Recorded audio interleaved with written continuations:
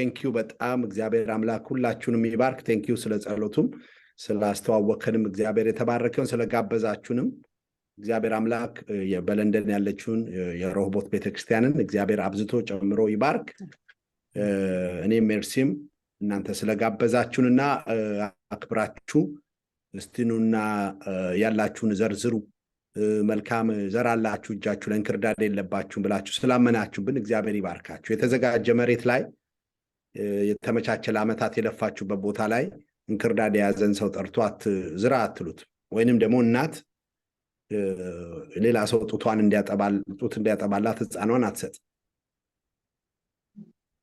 የምታምነውን ጡት ነው እንዲጠባ እንኳን ካደረገች የሚደረገው የራሷን ጡት ነው የምታጠባው። ስለዚህ አምናችሁብናልና እግዚአብሔር ደግሞ በብዙ እምነት በብዙ ቤተክርስቲያኗን በረከት ይሙላት። በእኛ ውስጥም ያለውን የጸጋ አሰራር በእናንተ ህይወት ደግሞ ዛሬ እግዚአብሔር ያካፍለናል። እግዚአብሔር ይመስገን። ለአንዴ ለማረጋገጥ ድምጻችን ክሊር ነው? በደንብ ክሊር ነው፣ በደንብ ይሰማል። እሺ ቴንኪው በጣም ስለዚህ ቴንኪው ብለናል። ስለ ሁሉ ነገር እግዚአብሔርን እጅግ አድርጌ ያመሰግናለሁ። ዛሬ ጀምሮ ነገ በእግዚአብሔር ጸጋ በሚኖረን ጊዜ ትምህርት እናስተምራለን። ጥያቄ ካለ በሚቀጥለው ጊዜ እንጠያየቃለን። ዛሬ የምናሳስበው የመጀመሪያው ነገር በዣንጥላ እንዳትሰሙን ነው። ባሌ ቢኖር ሚስቴ ብትኖር እከሌ ቢኖር እነከሌ ቢመጡ ብላችሁ እንዳትሰሙ፣ ለራሳችሁ እንድትሰሙ በእግዚአብሔር ፍቅር አሳስባለሁ። ሁላችሁም ለራሳችሁ ስሙ። ለሚስታችሁ አትስሙ፣ ለባላችሁ አትስሙ፣ ወይ ለሌላ ባለትዳሮች አትስሙ። ለእኔ ብላችሁ ብትሰሙ በጣም ያዋጣል። አንድ ወንድማችን ጋብቻ ትምህርት የዛሬ 10 ዓመት በፊት ቤተሰቡ ላይ ችግር ኖሮ ስናስተምረው የመጣው ሚስቱንም ይዞት የመጣበት ትልቁ ምክንያት ትማር ይቺ ሴት ከተማረች ነው የምትለወጠው ብሎ ለእሷ ነው ያመጣት፣ ለራሱ አልመጣ። ከዛው ትምህርቱን እያስተማርን እያለ አንድ ፓርት ላይ ስንደርስ ምን ይላል? ሚስትን ለመለወጥ አታስብ የሚል ትምህርት አለ ኮሚኒኬሽን ላይ።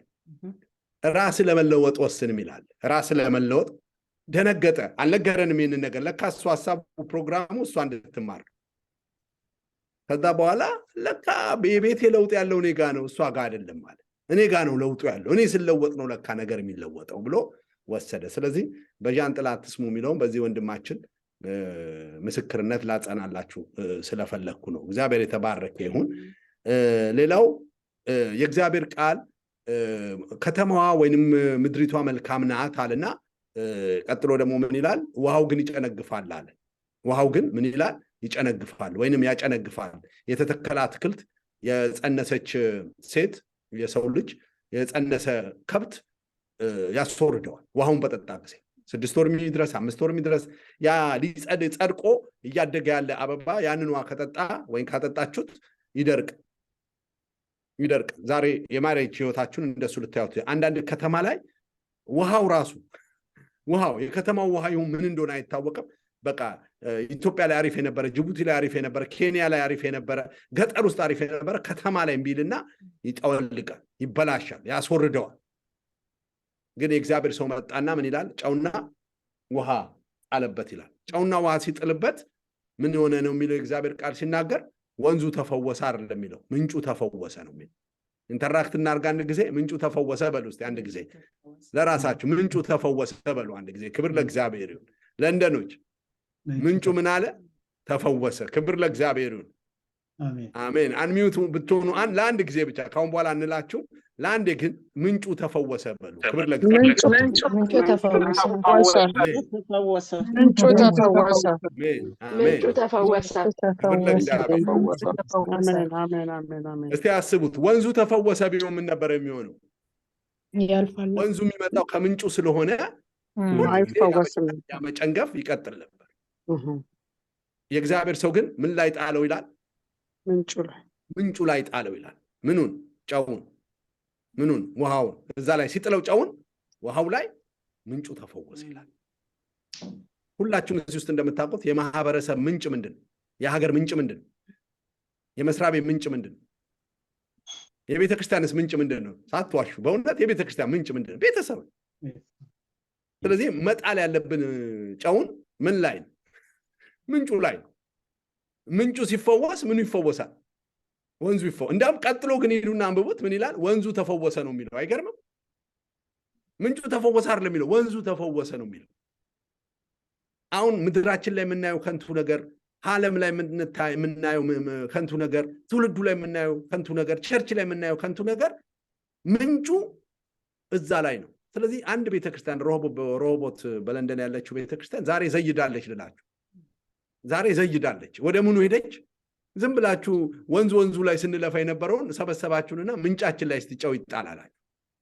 ከዛ በዚህ ጉዳይ ጨው ያላቸው ኤልሳዎች አሉ አሁንም አላችሁና አትላንታ ድረስ ፈልጋችሁ ጨው ጣሉ አላችሁ። እርግጠኛ ነኝ አሁንም እኛም ወንዙ ላይ አንጥልም፣ የሆነ ሰው ቤት የችግሩ ምንጭ ይፈወሳል። አሜን። ይሄ ቃል የለም ካላችሁ አለ። ኢየሱስ ክርስቶስ ራሱ ጨው የሆነውን ቃል የጣለው ምን ላይ ነው? ምንጩ ላይ ነበር። ችግር ነበረባት ያቺ ዛፍ፣ ፍሬዋ መልካም አልነበረም። ስትጠበቅ መልካም ነገር አታፈራም። ኢየሱስ መጣና ቃል አወጣ። ምን የሚል? ድረቂ ያላት። ከዛ ምን ይላል? ዛፊቷም ከስሯ ደርቃ ነበር ይላል። ይኸውልህ ዛፉን ከፈወስከው፣ ቅርንጫፉን ከፈወስከው፣ ፍሬውን ከፈወስከው ለውጥ አታመጣ። ለውጥ መምጣት የሚችለው ከየት ሲሆን? ከምንጩ ላይ ሲፈወስ። አሁን የመንግስት ካቢኔ ቢለወጥ፣ የመስሪያ ቤት ማኔጅመንቱ ቢለወጥ፣ የቸርች ሽማግሌዎች ቢለወጡ፣ የእድርና የዕቁብ ኮሚቴው ቢለወጥ ለውጥ አናመጣም። ለውጥ የምናመጣው ምኑ ሲለወጥ ነው? ቤቱ ሲለወጥ፣ ጓዳው ባልና ሚስቱ ጋር ነው። የምንጮቹ ምንጭ ደግሞ ባልና ሚስቶቹ ናቸው። ስለዚህ እግዚአብሔር ቃል ሲናገር ምኑ ተፈወሰ? ምንጩ። ስለዚህ ነው በሉት ያልኳችሁ። ካሁን በኋላ በሉ አንላችሁም፣ አይዟችሁ። ግን አንድ ጊዜ ለራሳችሁ ግን ምንጩ ተፈወሰ በሉ። አንሚውት ሳትሆኑ የስ ምንጭ ይፈወስ፣ ምንጭ ይፈወስ፣ ምንጭ ተፈወሰ፣ ምንጭ ይፈወስ። ተፈወሰ። አሁን ለንደን የሚያስፈልገው ቤተሰብ ላይ የሚያስፈልገው ምንጩ ላይ ሄዶ ነው። ለዚህ ነው መጽሐፍ ቅዱስ ሲናገር 12 ዓመት ደም ይፈሳል ነበር አለና የደሟ ምንጭ ግን ቆመ ይላል።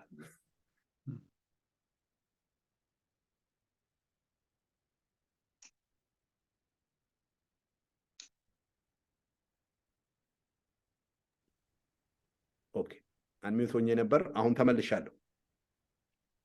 ድካም፣ በደም መፍሰስ የሚመጣ መክሳት፣ በደም መፍሰስ የሚመጣ ሽታ፣ ኤቭሪቲንግ ከላዩ ላይ ተጠረገ። ዛሬም ቤታችሁ ላይ ያለ ድካም፣ ቤታችሁ ላይ ያለ ሽታ፣ ደስ የማይል ጠረን፣ እግዚአብሔር የማይከብርበት ህመም፣ ደዌ ትዳራችሁ ላይ የተጠናወተ እግዚአብሔር በባሪያዎቹ መልእክት በኩል በቃሉ በኩል ኢየሱስ ከምንጩ እንዳደረቀው በእምነት ብነካው የደም ምንጭ ምን ይላል አለ? ይቆማል። በእምነት ዛሬ ለመገምገም ከተቀመጣችሁ አትፈወሱ። እስቲ ከእንትና ትምህርት ጋር እናነጻጽረው ካላችሁ አትፈወሱ። የምትፈወሱ ግን የሚመጣ አሁን ራሱ የሆነ ሰው ፌት ላይ ፈውስ ያደርጋል እግዚአብሔር። በቃ እመኑ። ክብር ለእግዚአብሔር ይሁን። ከምንጩ ይፈወሳል። ሞክረሃል፣ ሞክረሻል። በራት ሞክረዋል፣ በቁርስ ሞክረዋል፣ በአማካሪ ሞክረነዋል፣ አልቻለም። እግዚአብሔር ግን ለከተማ ሁሉ ፈውስ የሚያደርገው ይህንን ይሆናል ማለት ነው። ክብር ክብር ክብር ለእግዚአብሔር ይሁን። የእግዚአብሔር ሰው ባሪያው ጸልየዋል። አጭር ጸሎት እንጸልያለን። አባት ሆይ ዛሬ ወደ ቤት ጨውን ይዘው እንድትመጣ እፈቅድልሃለሁ። በእኔና በሜርሲ እንኳን ትዳር መካከል ያለ ችግር ካለ ወደ ምንጩ እንድትመጣ፣ ወደ ምንጫችን እንድትመጣ እግዚአብሔር የዘላለም አምላክ ሆይ ወንድሞቼ እዚህ ያሉ ወዳጆቼ 28 ዓመት 10 ዓመት 3 ዓመት 8 ዓመት 10 ዓመት ችግር ላይ ያሉ ሰዎች በሙሉ ምንጫችን ላይ እግዚአብሔር የደማችን ምንጭ ላይ የችግራችን ምንጭ ላይ እግዚአብሔር ሆይ ተብሎ ያቃተው ነገራችን ላይ ምንጩ ላይ እግዚአብሔር የቸርች ችግር ላይ የቤተሰብ ችግር ላይ የሀገር ችግር ላይ ዛሬ እግዚአብሔር ካንተ የሆነ ጨው እንዲመጣ ኤልሳዊ መንፈስ እንድታረግ ኢየሱስ በመጣ ጊዜ ከምንጩ እንደደረቀ የዛች ሴትም ነገር እንደተስተካከለ እግዚአብሔር ዘላ ጣልን ጣለው፣ መገለጥን ጣለው። ያኔ እንፈወሳለን። ያንተ ጸጋ በኔም ላይ በሜርሲም ላይ እዚህ ባሉ ፓስተሮችም አገልጋዮችም ሽማግሌዎች ዲያቆናት ላይ የእግዚአብሔር ሰዎች ላይ እንዲመጣ በኢየሱስም ጸልያለሁ። ደግሞ ጸልያለሁ ምንጫቸው ተበላሽቶ እግዚአብሔር ዘላለም ወደዚህ መምጣት ያለባቸው መምጣት ያልቻሉ ሁሉ ጊዜ እንዲጨነግፉ ሰይጣን ፈልጎ ነውና ወደዚህ ህብረትና ወደዚህ ትምህርት እንዲመጡ አሁን ጸልይባቸዋለሁ በኢየሱስ ክርስቶስ ጌታ ስም። ጸጋ ይብዛልን። አሜን አሜን። የኛ ትዳር ከተመሰረተ ራሳችሁን አስተዋውቁ ካላችሁ 22 ዓመት ሊሆነው አሁን ኦክቶበር 14ን እየጠበቀ ነው። አሜን። ኦክቶበር 14 አሁን ከፊታችን ያለው 22 ዓመት የትዳር እና የሃኒሙን ህይወት ላይ ነን። በጣም ቆንጆ ከእውነት ነው የምንነግራችሁ የፍቅር ህይወት፣ የማገልገል ህይወት፣ የቤተሰብ ህይወት እግዚአብሔር አድርጎልናል። ክብሩ ለእግዚአብሔር ይሁን። በተጨማሪ ደግሞ እግዚአብሔር በ4 ባዮሎጂካል ልጆች ባርኮን የመጀመሪያው ልጃችን አሁን እድሜው 20 ዓመቱ ነው። ሁለተኛው 19 ዓመት ኦክቶበር ላይ ይሞላዋል። ሶስተኛ ልጃችን 15 ዓመቱ ነው። አራተኛ ልጃችን ሴት ነች። እሷ ደግሞ 11 ዓመቷ ነው። አሁን ኦክቶበር እሷም 12ኛዋን ትይዛለች። አዶፕት ያደረግናት ልጅ ደግሞ ከ20 ዓመት በላይ ነች። እግዚአብሔር ይመስገን መቅደስ ትባላለች። አሕዛብ የነበረች እግዚአብሔርን ማታውቅ ለጥንቆላ የተሰጠች ልጅ ነበረች። ወደኛ ቤት ግን በቸርች ባለች ሜምበራችን ስትመጣ እንደ ልጅ ስንቀበላት አጋንንት የሚጫወትባት ነበረች። እግዚአብሔር ቃል ሲናገር አስቴርን እንደ ልጅ አሳድጓት ነበር ስለሚል እግዚአብሔር አዶፕት ማድረግን ቀድሞ አስተምሮን ስለነበረ እንደ ልጅ ወሰድናት። ዛሬ አስቴራችን ነች። የወርቅ ዘንግ የሚዘረጋላት ከአጋንንት ተፈታ ዛሬ ቤተክርስቲያን ውስጥ በስነ ጽሁፍ፣ በወንጌል መስበክ፣ በፕሮግራም በመምራት ታገለግላለች። ነርሲንግ ትምህርት ጨርሳለች። ምን ነበረ ደግሞ አሁን የምትሰራው? የዲዛይነር ነች። የልብስ ዲዛይነር ሆና ኢትዮጵያ ውስጥ የራሷ ሱቅ አላት። ዲዛይን የምታደርገው አበሻ ልብሶች የሚያማምር ነገር የምትሰራ ሆናለች። ይሄ ደግሞ እግዚአብሔር ተርፎን ምናምን አይደለም። ከዚህም ተማሩ። አዶፕት ያደረግናለች ዛሬ አብባለች። በባዮሎጂ የወለድናቸውም በረከት ናቸው። ስለዚህ ፓስተራችን እንደዚህ ያለን እግዚአብሔር ሲባርክ እንደዚህም አይደለም፣ እንደዚህም አይደለም፣ እንደዚህም አይደለም፣ እንዲህ ነው የሚባርከው አለ። እንዲህ ነው እንዲህ ተባረኩ ስንል እንደዚህ አይደለም። ስለዚህ ፓስተር ስለሺ ከበደ ይባላል። የገነት ቤተክርስቲያን ዋና ፓስተር ነው። የኛ ፓስተር ነው። አሳዳጊያችን ነው። እሱ 5 ልጆች ስላሉት እንዲህ ነው የሚባርከው አለ። በቃ እኛ እንዲህ ነው የሞላ ነው። አሁን በዚህ እንሞላዋለን ብለን በአዶፕሽን ሞልተነዋል። እግዚአብሔር ጸጋውን ያብዛላችሁ። እንወዳቸዋለን። ሜርሲ ደግሞ የምትለውን ትልና ከዛው ሜርሲ ወደ ማስተማር ትሄዳለች። የመጀመሪያውን ፓርት የምትሰጠን ሜርሲ ነች። ኤኒ ጥያቄ ካላችሁ በኋላ ላይ ለአስተባባሪዎቹ ትሰጣላችሁ። አስተባባሪዎቹ ሰብስበውት እነሱ አንድ ላይ ከትምህርታችን መጨረሻ ላይ ግን ዛሬ ጊዜ ሰተናችሁ ሪፍሌክት እናደርጋለን። ከተነሳንበት ጀምራችሁ እስከ መጨረሻው ትምህርት ድረስ በትክክል ተከታተሉ። እግዚአብሔር ጸጋውን ያበዛልናል። ለ1 ሰዓት ያህል ነው የምንቆየው ከኛ ጋር በትምህርቱ። ይሄኛው ሰዓት ሳይያዝ ለ1 ሰዓት እንቆያለን። ፓስተር ሜርሲ ግን በእግዚአብሔር ጸጋ በትምህርት ደግሞ ዛሬ የመጀመሪያውን ትከፍታለች። ከዛ በኋላ እኔ ተመልሼ እመጣለሁ። እግዚአብሔር የተመሰገነ ይሁን። እሺ፣ የእግዚአብሔር ስም የተባረከ ይሁን። ሁላችሁን በጌታ በኢየሱስ ስም ሰላም እንላችኋለን። የእግዚአብሔር ስም ብሩክ ይሁን። ዛሬ ይህንን እድል ስለሰጣችሁን ከእናንተ ጋር አብረን የእግዚአብሔርን ቃል እንድንካፈል እድል ስለሰጠን ጌታን አመሰግናለሁ። እንግዲህ ወደ ቤተሰባችንን ኦልሬዲ ፓስተር ብርሃን ስላስተዋወቀ እኔ ቀጥታ ወደ ትምህርቱ ገባለሁ። ጋብቻ ምንድን ነው? ጋብቻ ምንድን ነው የሚለውን እንደው ብናነሳ ይሄ ህብረት በየጊዜው እየተገናኛችሁ ስለምትማሩ የተለያዩ አይነት ዴፊኒሽኖች የተለያዩ አይነት ነገሮችን እንደምታገኙ እናውቃለን። ነገር ግን ምን ይጠቅመናል? ለኛ እንደ ኢንትሮዳክሽን ይሆንልናል። የእናንተን ከዚህ በፊት የያዛችኋቸው ጋብቻ ምንድን ነው የሚለው ዴፊኒሽን እንዳለ ሆኖ ለኛ ደግሞ እንደ ኢንትሮዳክሽን መግቢያ ይሆናል ማለት ነው። ያው ጋብቻን ስናስብ ገጽታዎች አሉት። መንፈሳዊ ገጽታ አለው፣ ህብረተሰባዊ ገጽታ አለው። ጋብቻ ህብረተሰባዊ ነው። እንደገናም ህጋዊ ገጽታ አለው ማለት ነው። አንድን ጋብቻ የሚያደርገው ህጋዊ መሆን አለበት፣ ማህበረሰባዊ። ለዚህ ነው ቤተክርስቲያን የምንጋባው። ለዚህ ነው ኢቭን ቤተክርስቲያን ባይጋቡ እንኳን መዘጋጃ ተፈራርመው ከዛ ዘመድ አዝማድ ተጠርቶ ነው የሚጋቡት። ለምንድነው? ህብረተሰባዊ እውቅና ማግኘት ስላለበት ማለት ነው። ህጋዊነቱ ደግሞ መንግስት እውቅና ይሰጠዋል። ገቨርንመንት፣ ቸርቾች ህጋዊ ማድረግ የሚችሉ አቋማት ፈርመው ይሄ ጋብቻ ህጋዊ ነው ይሉታል። መንፈሳዊ ነው ደግሞ መንፈሳዊ ነው። አሁን ብዙ ሰዎች የሚሸወዱት ማህበረሰባዊውንና ህጋዊውን ማፍረስ ስለሚችሉ መንፈሳዊ ማፍረስ ስለሚችሉ ስለሚመስላቸው ነው። ነገር ግን በሰማይ ዲክሌር የተደረገ ጋብቻ ይሄ መንፈሳዊው እግዚአብሔር የሚያውቀው ይሄንን ጋብቻ ነው እና መጽሐፍ ቅዱስ እንድንፋታባቸው የሚፈቅደው አንድ ነገር ነው፣ ያም ዝሙት ነው። ከዛ ውጪ ግን ዝሙትን በይቅርታ የሚታለፍ ከሆነ መንፈሳዊ ነው። ጭራሽ ወዴት የሚያመጣው ነው? ሁለቱ አንድ ይሆናሉ የሚለው ማለት ነው። ሁለት ነገር አንድ የሚደረግበት። እንደውም እኛ ቤተክርስቲያን ላይ የእግዚአብሔር የጋብቻው ፋብሪካ ሁለቱን አንድ አድርጎ አውጥቷቸዋል እንላለን። ጋብቻቸውን ኦፊሼት ስናደርግ ማለት ነው። እና አሁን አንድ ሆነዋል እንላለን። ስለዚህ እግዚአብሔር ሁለት የተለያዩ ሰዎችን አንድ የሚያደርግበት ቦታ ነው ማለት ነው። ሌላው ይሄ ሲነርጂያችን የሚጨምርበት ቦታ ነው። ኢምፓወርመንታችን የሚጨምርበት ቦታ ነው። እኔ ብቻዬን ጋብቻ ምንድን ነው የሚለው አሁን ይሄ ማህበረሰባዊውን ለተጋቡ ሰዎች ያው ከፍ ያለ እውቅና ይሰጣል።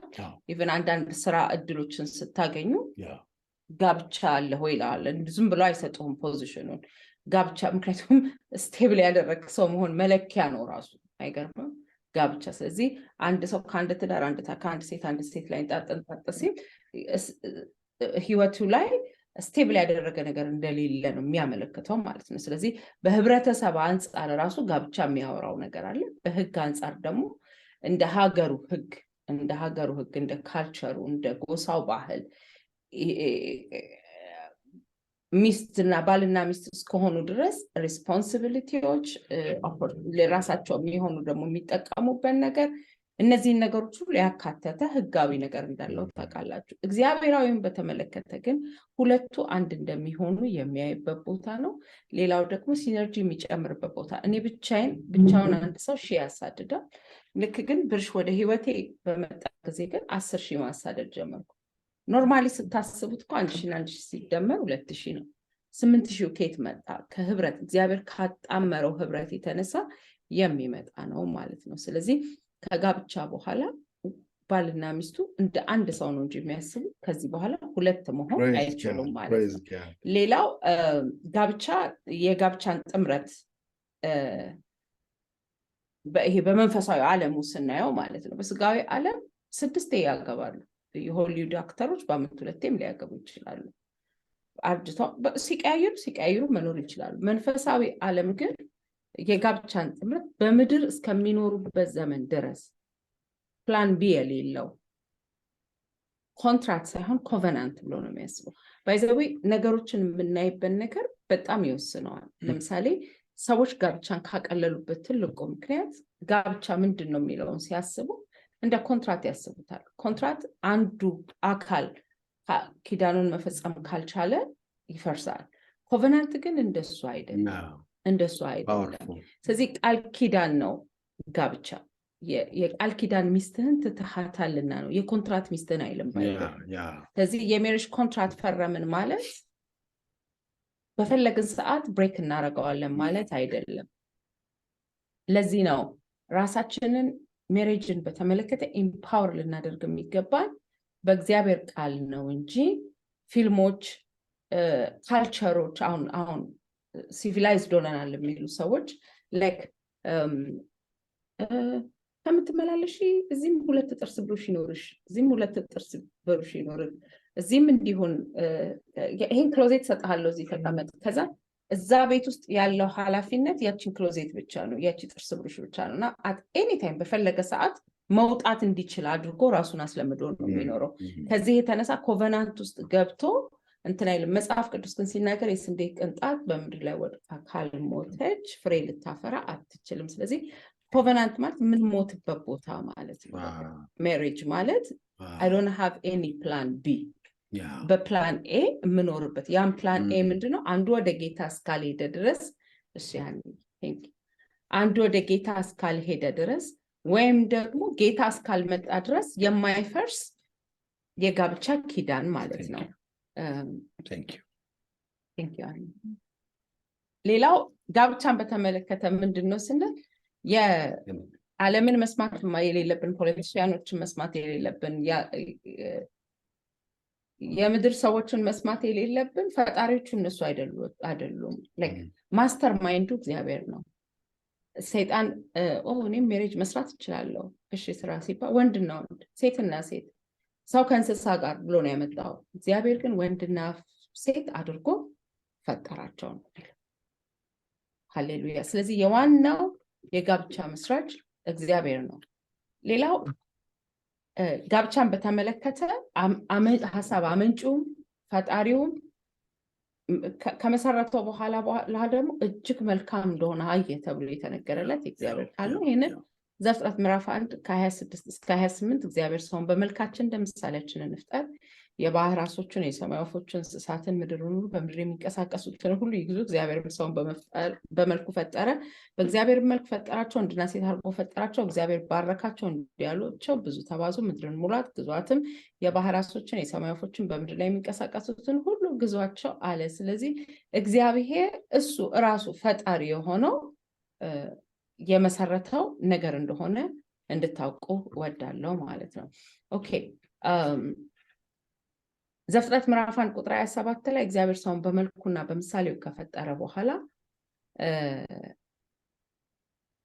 በመጀመሪያ ፈጣሪ ወንድና ሴት አድርጎ ፈጠራቸው ይላል። ስለዚህ ጋብቻ የሚመሰረተው አሁን ቤተክርስቲያን ትላለች። በተለይ ወጣቶቻችንን ልጆቻችንን ይህን ልናስተምር ይገባል። እኛ እግዚአብሔር ይመስገን እኛ ባደግንበት ጊዜ ተጋቡ ሲባል በምንም ተምር ወንድና ወንድ አናስብም፣ ሴትና ሴት አናስብም። ያው የምናውቀው ወንድና ሴት ነው። ይሄኛው ግን ሽማግሌ ነው ባሏ፣ ወጣት ነው ባሏ ነው የምንላለ ነበረው እንጂ ወንድ ነው ሴት ነው ባሏ ብለን አናስብም ነበረ።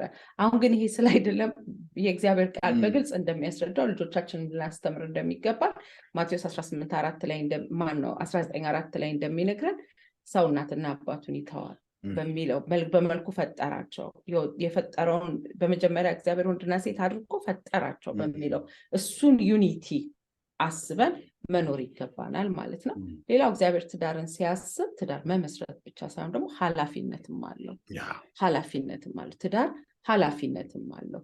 በምድር ላይ ያለው ኃላፊነት ምንድነው ካላችሁ ዘፍጥረት 1:28 ላይ እግዚአብሔር ባረካቸው እንዲህ አላቸው ይልና ብዙ ተባዙ፣ ምድርን ሙሏት፣ ግዟትም። ስለዚህ እግዚአብሔር እኛ ላይ ዲክሌር ያደረገው የኔና የእናንተ ሜሬጅ ላይ ያጋባን ሰው ዲክሌር ያደረገው አይደለም።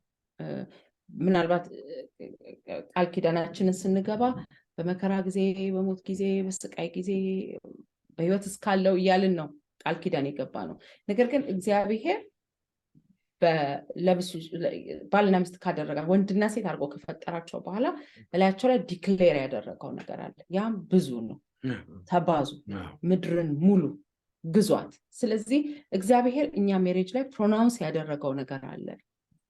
ለዚህ ነው ጥቂት ሆነን ገብተን የምንበዛው። ለምሳሌ ምናልባት ለምንተኛበት አልጋ ጸልየን ገብተን ይሆናል ቤታችን ውስጥ ስንገባ።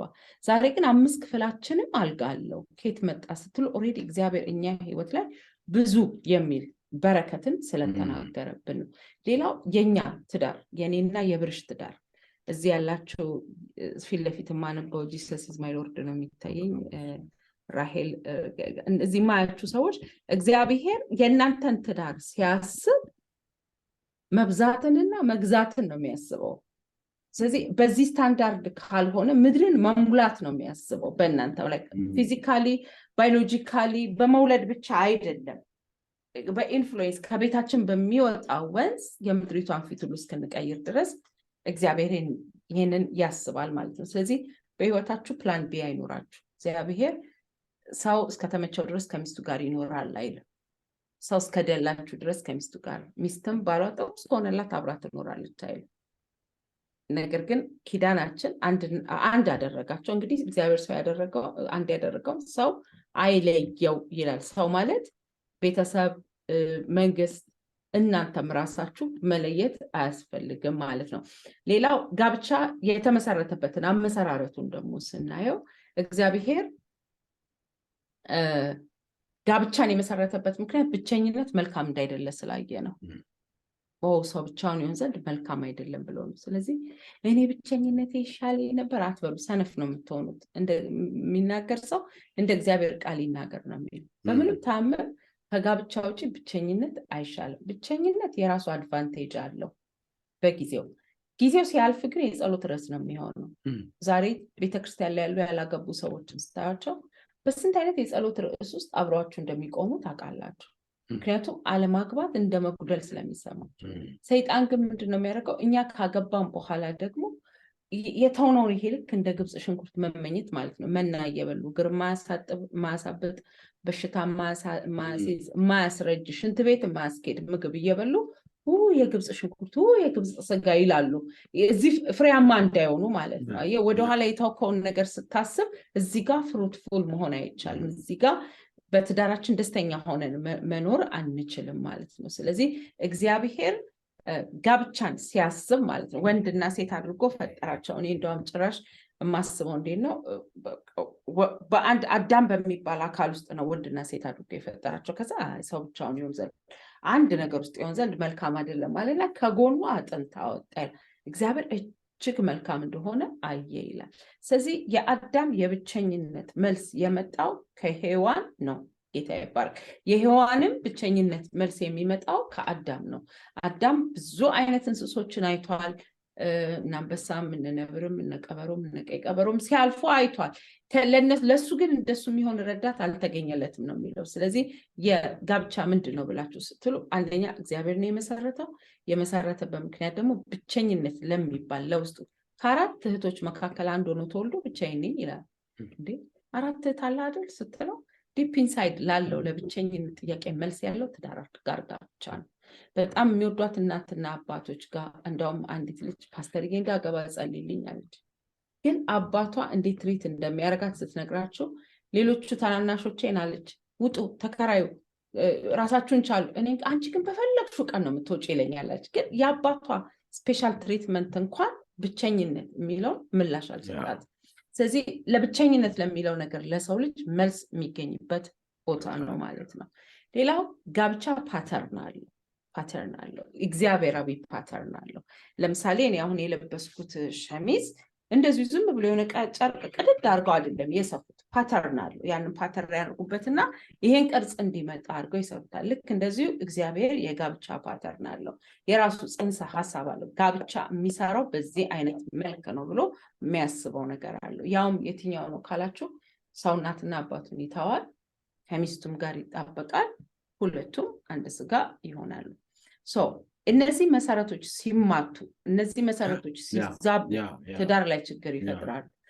ግን ደስ የሚለው ጻድቅ መሰረት ከፈረሰ ጻድቅ ምን ማድረግ ይችላል ይላል እግዚአብሔር ቃል። ጻድቅ ምንም ማድረግ ላይችል ይችላል፣ እግዚአብሔር ግን ሁሉን ይችላል። እግዚአብሔር የፈረሰንን መሰረት ቢውልድ ማድረግ ይችላል።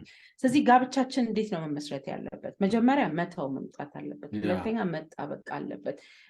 ሶስተኛ አንድ ስጋ መሆን መቻል አለበት። መተው ማለት ምን ማለት ነው? ከቤተሰብ ጋር ነበር የምኖረው፣ በቤተሰብ ቁጥጥር ስር ነበር የኖርኩት፣ በቤተሰብ ኢንካም ነበር የምኖረው። አደግኩኝና የራሴ ኢንካም ኖረኝ። መተው ማለት እሱ ነው። ሁለተኛ ከቤተሰብ ቁጥጥር ውስጥ ወጥቼ በራሴ ወስኜ።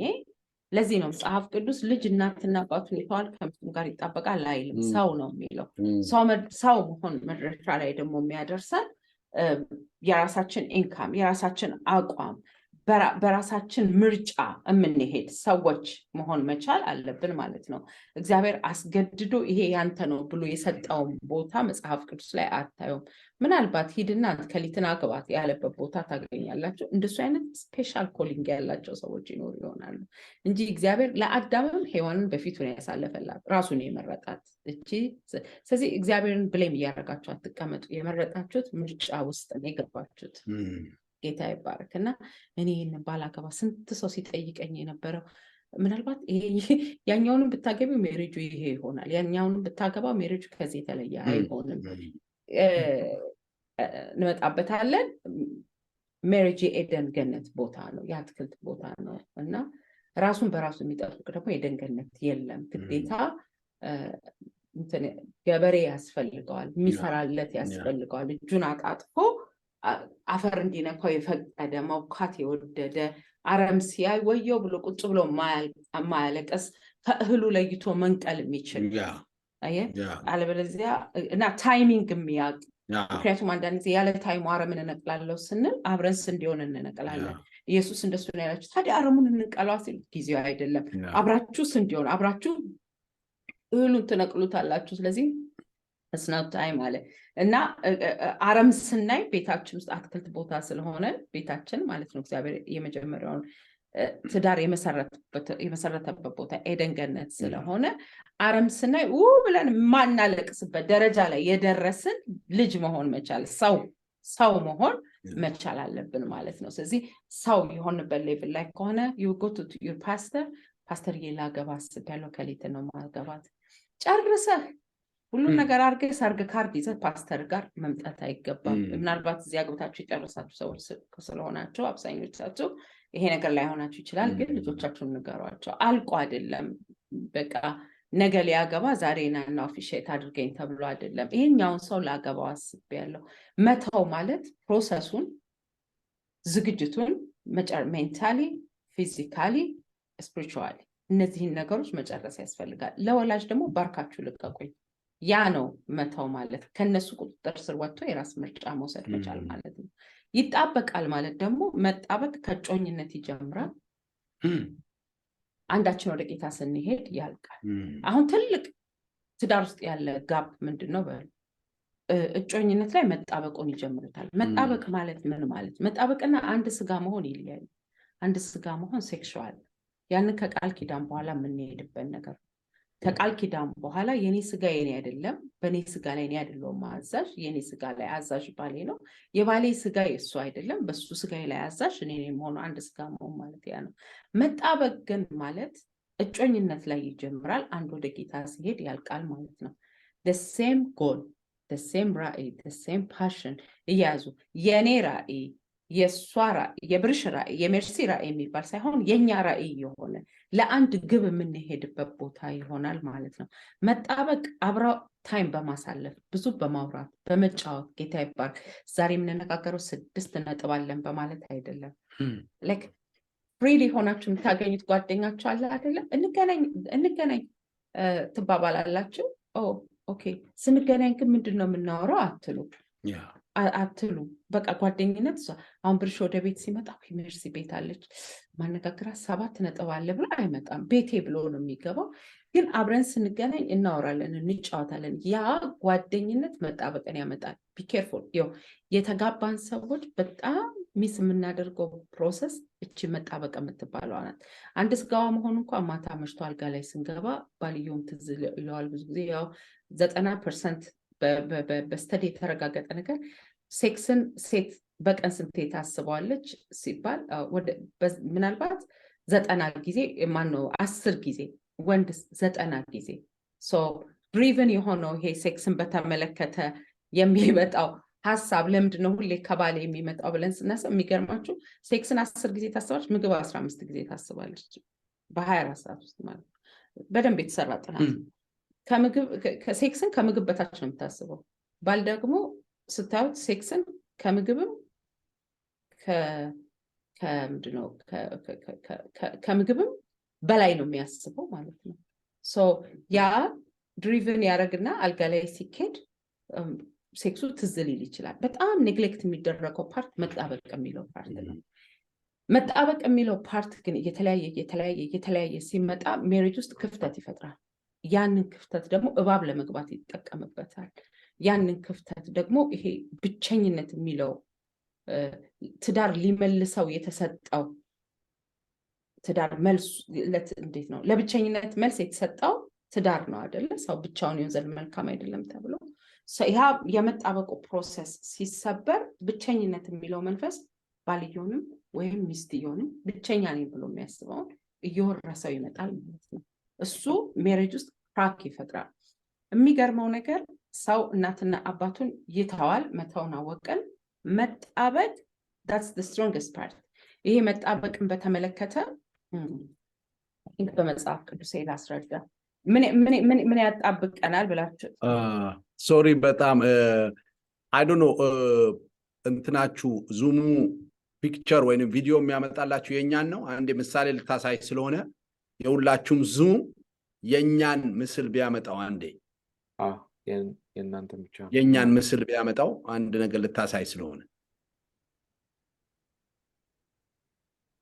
ሌላው ማስታወሻ መያዛችሁን አትርሱ፣ ምክንያቱም ብዙ ነጥብ ነው አሁን እየተነገረ ያለው። የኛ ምስል ቢመጣ ምሳሌ እኛ ላይ ይሆናል። ሌላው ላይ የኛ ምስል ካለ ችግር የለውም። ፒን አድርጌዋለሁ። ስለዚህ የእናንተ ቪዲዮ ብቻ ነው የሚታየው። እና አሁን ይሄ መጽሐፍ ቅዱሴ 2 ፔጅ አለው። ይሄንን ፔጅ ለማጣበቅ በምራቅ ማጣበቅ እችላለሁ። ስኳር በዛ ያለበት ሻይ ባረግበት ስኳር ባለበት ሻይ መጣበቅ ይችላል። በግሉ ማጣበቅ ይችላል። እና ባይ ዘ ዌይ ለዚህ ነው ሶልታይ እጮኝነት ላይ ስለሚጀምር እጮኝነት ላይ ሶልታዩ ስለሚጀምር አብረው ሲሆኑ ጊዜ ሲያሰልክ ሲለያዩ አላገባትም እኮ እጮኝነታቸውን የፈረሰው ይባላል። ግን ልጅቷ ትጎዳለች ወይ ልጁ ይጎዳል። እና ያንን ግን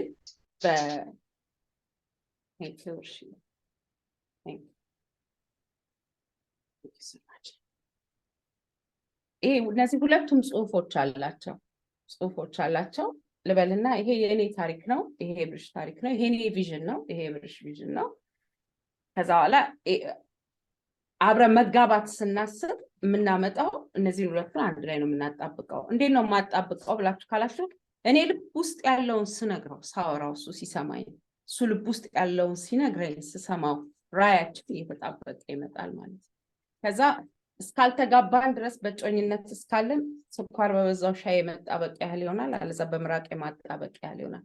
ቤተክርስቲያን ግን መተን በእግዚአብሔርና በእግዚአብሔር ሕዝብ ፊት ስንገባ ግሉ ነው የሚፈስበት ላዩ ላይ ላንለያይ ማለት ነው። ሞት ካልሆነ በስተቀረ ላይለየን።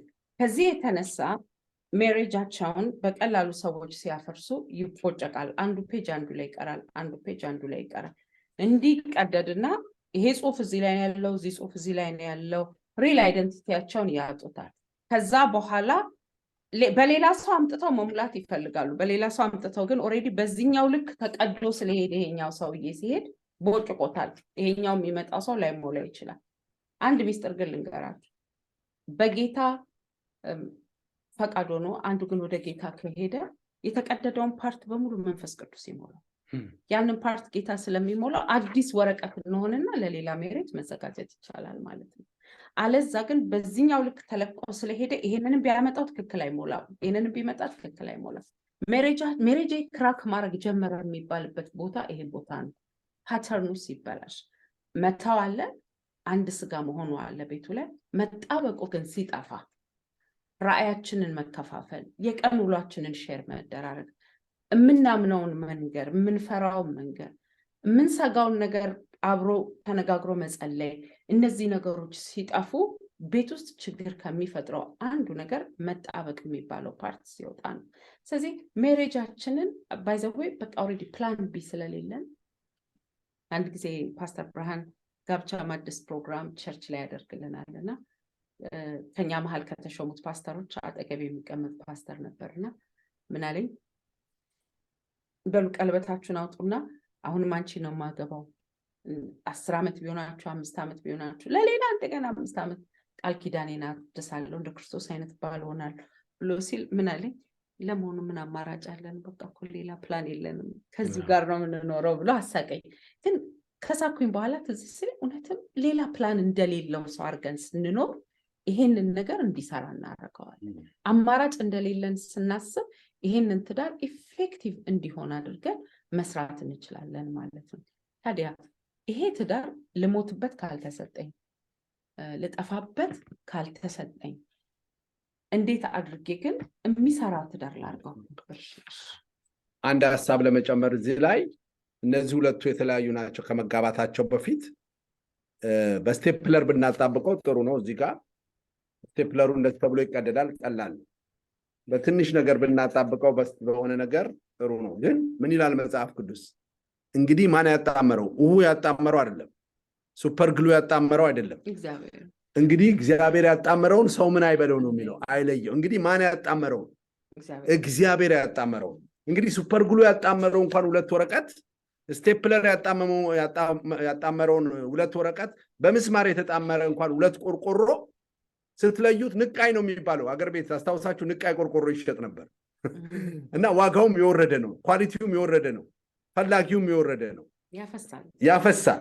ስለዚህ እንግዲህ በምስማር በስቴፕለር የተያዘ ሲፈታ ልዩ ከሆነ እግዚአብሔር ያጣመረውን ሰው አይለየው ይላል።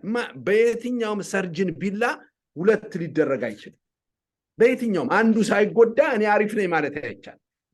ስለዚህ በማንም በማህበራዊ ሰብ ተጽዕኖ፣ በመንግስት ተጽዕኖ፣ በፕሮቪዥን ተጽዕኖ፣ በቤተሰብ ተጽዕኖ፣ በጭቅጭቅ ተጽዕኖ 2 ስንሆን እሷም ተቀዳለች የሆነ ፓርቷ፣ እሱም ተቀዷል።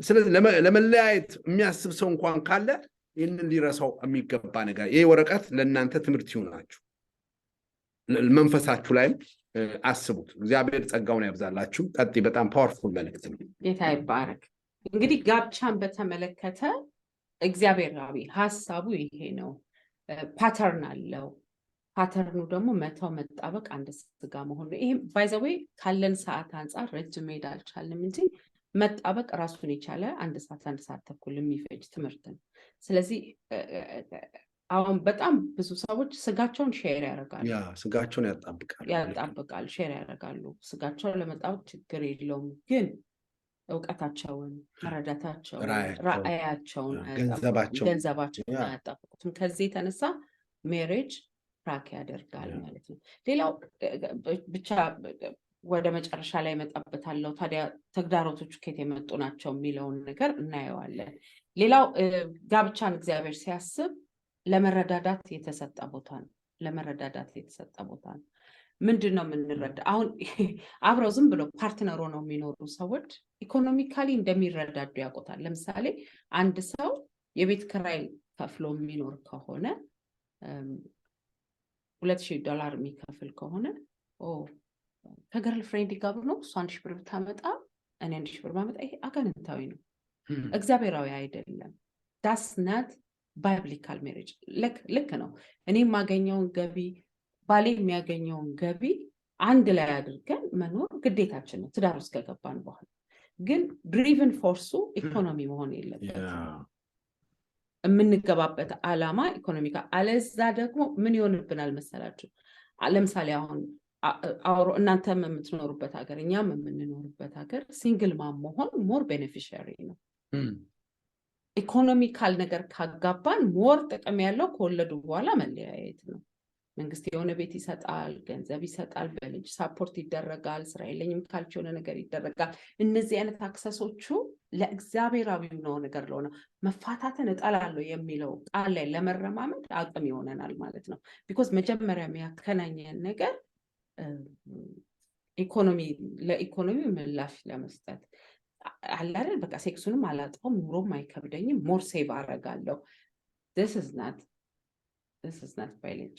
biblical marriage ነገር ግን እርዳታ እንዳለው ግን ሜሬጅን እግዚአብሔር ያውቃል ለዚህ ነው መጽሐፍ ቅዱስ ሲናገር የምትመቸውን ረዳት እንፍጠርለት አለ ስለዚህ የእርዳታ ቦታ ነው ጌታ ይባረክ የማይመች ረዳት ከሚኖራችሁ ደግሞ ረዳት ባይኖራችሁ ይሻላል ለዚህ ነው የምትመች ረዳት ብሎ ስፔሲፊካሊ የተገለጠው ማለት ነው ኢትዮጵያ ያለን የቤት ሰራተኛ ምናምን ስንቀጥር አንዳንዱ የቤት ሰራተኛ ከሚረዳችሁ ይልቅ እናንተ ናችሁ የምትረዱት ሽንኩርት መፍጫውን አያውቀውም ማይክሮዌቭን አያውቀውም ያላችሁን ንብረት ሁሉ ይሰብረዋል ያቃጥለዋል ቢኮዝ እንዴት እንደሚሰራ አያውቅም ስለዚህ ምን ትላላችሁ ይሄ ሰራተኛ ከሚኖረኝ ይሄ ረዳት ከሚኖረኝ ባይኖረኝ ይሻላል ራሳችንን እያሳደግን ካልመጣን በስተቀር በረዳትነት ሌቭል እስካላመጣ ነው ድረስ ባይኖር ይሻላል የሚያስብል ምኞት ውስጥ ነው ሰውን ከቶ የሚያኖረው መጽሐፍ ቅዱስ ሲናገር በቤት ማዘን ላይ መቀመጥ ይሻላል ኮርነር ይዞ መቀመጥ ይሻላል ነው የሚለው ብረት የምታፈስ ቤት ናት ዝም ብላ ስለምትናገር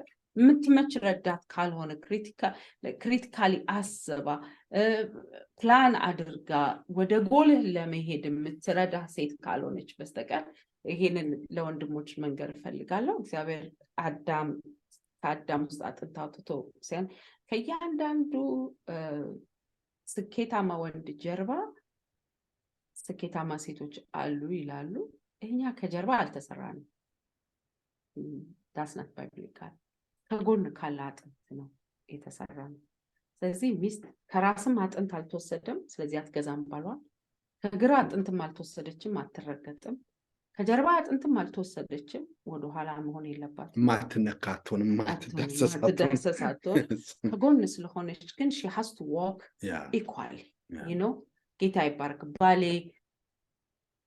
አንዲት ልጅ ትምህርት ቤት ተገናኘን ሁለተኛ ዲግሪያችን ስንሰራ አገኘናትና ትምህርት ቤት አገኘኋት ሀበሻ ልጅ ናት ትምህርት ቤት እንዲገባሽ አልኳት ልጅቷ እግዚአብሔር ቢዝነስ ያሳካላት ልጅ ናትና አልጠበኳትም ትምህርት ቤት አልጠበኳትም ኦኬ እኔ ሚኒስትሬን ይረዳኛል የምሰራውን ስራ ይረዳኛል ቤት ትምህርት ቤት ገባው ግን እሷ እንደሱ የምትላት ልጅ አለች ንግድ ዓለም ላይ ስላች እንዴት መጣች ብዬ አሰብኩኝ።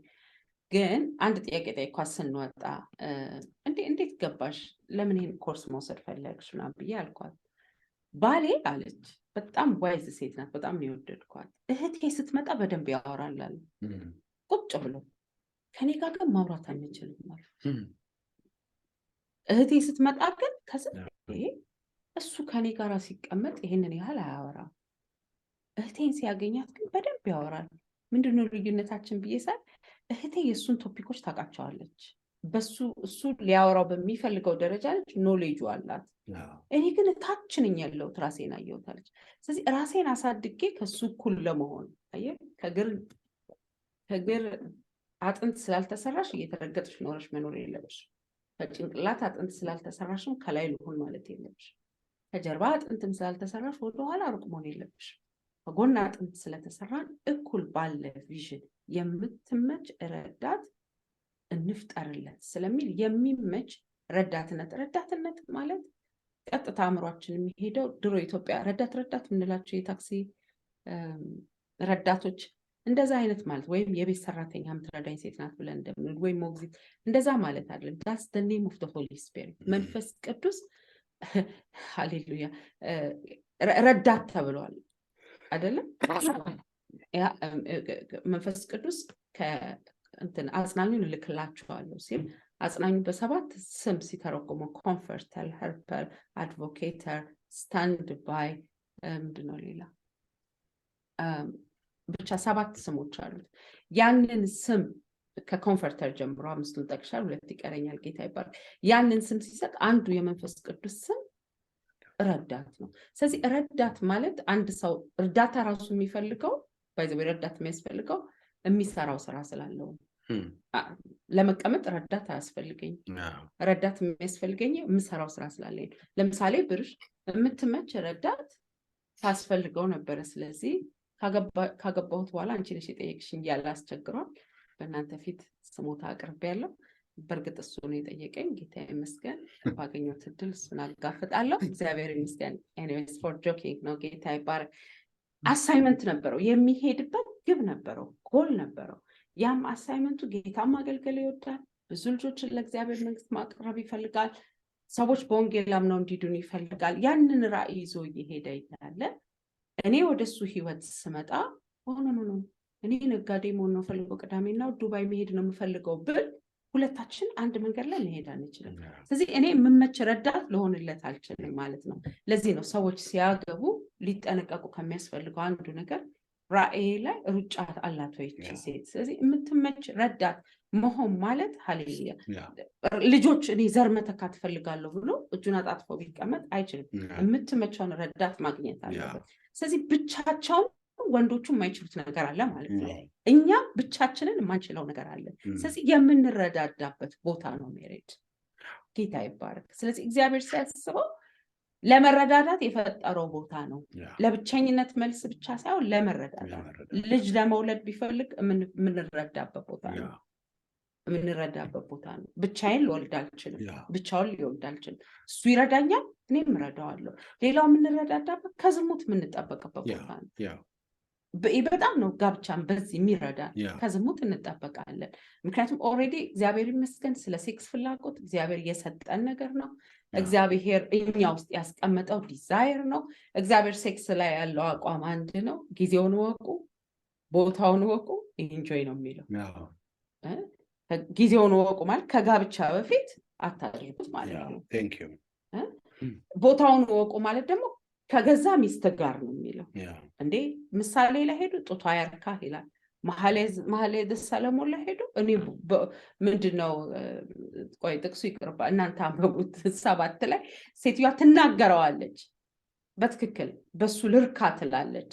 ስለዚህ የጋብቻ ቦታ ሴክሹዋል ፍላጎትን ለማርካት በዝሙት ውስጥ ቦታ ማለት ከትዳር ውጭ ያልሆነ በገዛ ሚስትህ የመርካት ቦታ ማለት ነው።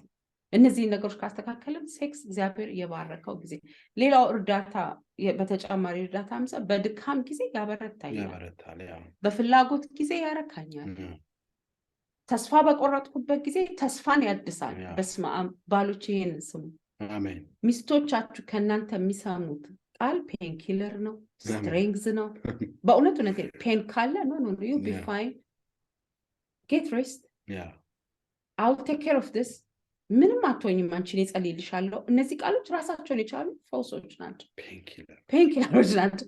እንደገና እሱ ብቻ ሳይሆን ኖ ዩ ካን ሜክ ኢት እንዴ ሜርሲ ይሄን አልችለውም ብለሽ ማቆም አትችይም፣ ትችያለሽ ብሎ ብርሽ ሲለኝ አየህ ትዳር የተሰጠኝ ለእርዳታ ነው። ተስፋ በመቁረጥ ጊዜ ተስፋ ለማደስ፣ በውሳኔ ጊዜ ደግሞ ጥበባዊ ምክር ለማግኘት ስትራቴጂክ የሆኑ አይዲያዎችን ለማግኘት የተሰጠን ቦታ ነው።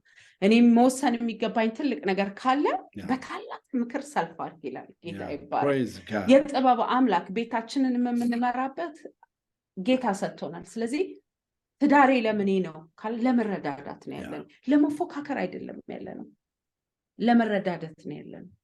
እኔ የተሻለ ሀሳብ አለኝ ብዬ ራሴን አፕሩቭ ለማድረግ አይደለም፣ ለትዳራችን የሚገባን ሀሳብ ለማድረግ ነው። ሌላው በውድቀት ጊዜ የምንነሳበት ለመረዳዳት የሚለው ጠበቃና አቃቢ ጋር ነው ቤት ውስጥ ያለው ፍርድ ቤት እናደርገዋለን። አንዳንዴ አንዱ ለማሸነፍ አንዱ ደግሞ ለማሸነፍ የምንጣጣርበት፣ አንዷ ከሱ ለመብለጫ እሱ ደግሞ ከሷ ነው ያ ፍርድ ቤት ነው። ዳኛ ምናምን ከሆናችሁ እዚህ ውስጥ ያላችሁ ሰዎች እሱም ፍርድ ቤት እናድርገው።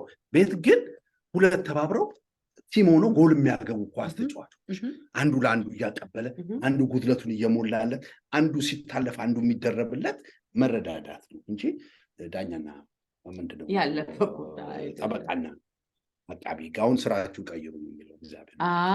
በቃ ጠበቃና ምን አይደለም አቃቢ ጉ ከሳሹን የሚከስ ነው፣ ጠበቃው ደግሞ ለተከሳሹ የሚከራከር። ስለዚህ ቤታችን ፍርድ ቤት አይደለም፣ ቤታችን ኤደን ገነት ነው። ጌታ የተባረከ ይሁን። ስለዚህ ልጆች ለማሳደግ የምንረዳዳበት ቦታ ነው። የአንተ አባት እኮ እያሉ አንዱን ድባቅ መምቻ ቦታ አይደለም። የእናት ዘሮች እኮ ራባስታንዴሌሞንታ በጣም ፓወርፉል ነገር ያለው ቦታ ነው እና ዩዝ ዩር ወርድ ፕሮፐርሊ። መጽሐፍ ቅዱስ ከተማን ከሚገዛ ሰው ምላሱን የሚገዛ ሰው እንደሚበልጥ ይናገረናል። መርከብ ከመግራት ምላሱን የሚገራ ይበልጣል። የፍጥረትን ሩጫ ያቃጥላል። ከትዳራችን ሩጫችን ነው። በምናወጣው ቃል ግን ትዳራችንን ልናቃጥል እንችላለን። ስለዚህ በውድቀት ጊዜ ለመነሳት፣ ልጆች በማሳደግ ጊዜ ለመረዳዳት በጣም አስፈላጊ ነገር ነው። ምን አባት ከመጮህ ሌላ ምንም ስራ የለውም ብለሽ አፍሽ ይሄንን ቃል ካወጣ ልጆቹ የአባታቸውን ምክር ጩኸት ብለው ነው የሚወስዱት። ግን አባት ሲቆጣ በኃይል እንኳን ከተቆጣ ላንተ ብሎ ነገህ እንዳይበላሽ። ስንት አባት የሌላቸው ልጆች ተበላሽተዋል መሰለኝ። አንተ ግን እግዚአብሔር ባርኳል። እንዲህ ተቆርቆሮ የሚያስብልህ የሚቆጣ የሚከታተልህ አባት ስላለ እየረዳች ነው ማለት ነው። ገባችሁ አይደለ? እሷ ደግሞ አንዳንድ ጊዜ ይሄ ግሬስ የተለያየ ሰው ላይ ስላለ ማለት ነው። ተቆጣጣሪው አባት የሆነበት ቤት አለ። አንዳንድ ቤት ደግሞ እናት ትሆናለች። ከዛ ይህንን እንዳበላ ይህንን እንዳትነካ ይህን ስታርግ ልጆች ልጅ ስለሆኑ ስማቸውም ያው ግልጽ ስለሆነ ልጅ ሳለ እንደ ልጅ ስለሆነ የሚያስቡት እናቴ እየጠቀመች ነው ብሎ የሚያስቡበት እድሜ ገና ነው። ግን አባትዬ ይገባን እናትህ እኮ ለአንተ ብላ ነው፣ ኪሎ ከዚህ በላይ እንዳይጨምር ብላ ነው። ክፉ ሆና አባህ አይደለም ይህን አትበላ፣ አንተ ሁሉን ብትበላ ደስ ይላታል፣ ግን እንዲህ እንዳትሆንባት ብላ ነው ብሎ ሲል እየተረዳዱ ነው። ቤታችን የእርዳታ ቦታ ነው። ያጠፋው ነገር ደግሞ ካለ በስ ልጆቹ ፊት ከምትገስጸው ከሚገስጻት አጥፍቷል፣ አገሳጸጡ ትክክል ላይሆን ይችላል ጓዳ ላይ። ስለዚህ በአልጋ ዙሪያ አብሮ መተኛትና ሴክስ ብቻ ሳይሆን ያለው በአልጋ ዙሪያ ምክር፣ እንዲህ ባታደርጊ ይህን ነገር እንዲህ ስትይው ነገ ታስተካክለዋለች፣ ነገ ስለዚህ በአልጋ ዙሪያ ተመካከሩ። ሌላው እንግዲህ ሴክሹዋል ፍላጎትም እንድናረካበት የተሰጠን ቦታ ነው። ቅድም በማለት ደረጃ አልፌዋለሁ። ዝም ብዬ ጥቅሶቹን ልስጣችሁ፣ ምክንያቱም ከቨር የምናደርጋቸው ነገር እኔ 10 ደቂቃ ነው ያለኝ። ከዛ ለፓስተር ብርሃን ነው የምሰጠው። ዘፍጥረት ምዕራፍ 2:23 ላይ ፍላጎትሽ ወደ ባልሽ ይሆናል ተብሎ ስለተባለ በቃ ባላችንን እንፈልጋለን ሴቶች። ዘፍጥረት 3:16 ላይ ደግሞ ማን ነው ሶሪ ዘፍጥረት ምዕራፍ 3 ቁጥር 16 ፍላጎትሽ ወደ ባልሽ የሚለው ጥቅስ ማለት ነው። አንደኛ ቆሮንቶስ 7:1-2 ደግሞ ስለ ዝሙት ጠንቅ ለእያንዳንዱ ራሱ ሚስት ትኑረው ይላል። ስለዚህ ከዝሙት የምንጠበቅበት ቦታ ነው። ፍላጎትሽ ወደ ባልሽ ይሆናል ስል ያም ፍላጎቷን የምታረካበት ቦታ ሜሬጇ ነው። እግዚአብሔር የተባረከ ይሁን። ስለዚህ እሱ ዝም ብሎ መፈለግ ብቻ ነው ማለት አይቻልም። ፍላጎት ለማርካት ነው ይሄ ሜሬጅ የተሰጠው ማለት ነው። በምኞት ከመቃጠል ነገር ግን መጋባት ይሻላል ይላል ደግሞ አንደኛ ቆሮንቶስ 7:9። ስለዚህ ምኞት መቃጠል የሚባል በአዲስ በብሉይ ኪዳን ዝሙት ስለመስራት ነው የሚያወራው። ኢየሱስ ዙሩን አክሮታል በልቡ የተመኘ ብሎታል። ስለዚህ ከነዚህ ሁሉ ምኞት የምንጠበቅበት ቦታ ነው። ለምሳሌ ከቤቱ ሴክስ የማይረካ ባል አንዳንድ ሴቶች ምን ይላሉ? ባሌ ዝሙት ሰርቶ ያስኩት ይላሉ። 2 ዓመት ግን አብራህ አልተኛም ብለዋለች። ከዛ ያስኩት በቃ ማን ነክቷል ብላ ትመጣለች። this is not right። ምክንያቱም መሰናክል ግድ ሳይመጣ አይቀርም ይላል። መሰናክሉ ለሚያመጣ ግን ለዛ ወዮለት ይላል። ስለዚህ ሰውየው ቢሰናከለ ራሱ መሰናክሉን ያመጣው ማን ነው የሚለው ባይዘው ሰዎች ሲፈርዱ ሰው የውጭን ነው የሚያየው። እንዴት እሷን ትቶ ሌላ ቦታ ይሄዳል ይላል። እግዚአብሔር ግን ኢንቪዚብል ገስት ነበር እናንተ ቤት። ምን እንዳልሽው ያውቃል፣ ምን እንደተናገርካት ያውቃል፣ እንዴት እንደገፋሃት ያውቃል፣ እንዴት እንደገፋሽው ያውቃል። ስለዚህ በድካማችን ሊራራልን የማይችል ሊቀ ካህን የለን። ኢንቪዚብል ገስት ሆኖ ሳይለንት ገስት ሆኖ እኛ ቤት ውስጥ ሁሉን ነገር ያየዋል። ስለዚህ እግዚአብሔር ፍላጎታችንን ለማርካት የእግዚአብሔር የፈጠረውን በእኛ ውስጥ ያስቀምጠውን ፍላጎት ለማርካት የተቋቋመ ቦታ ነው። ሌላው ግን ጋብቻ የደስታን ቦታ ነው። ለማየት ደስ የሚያሰኝ ለመብላት መልካም የሆነ ምንድነው ሌላ ያለበት ኤደን ገነት።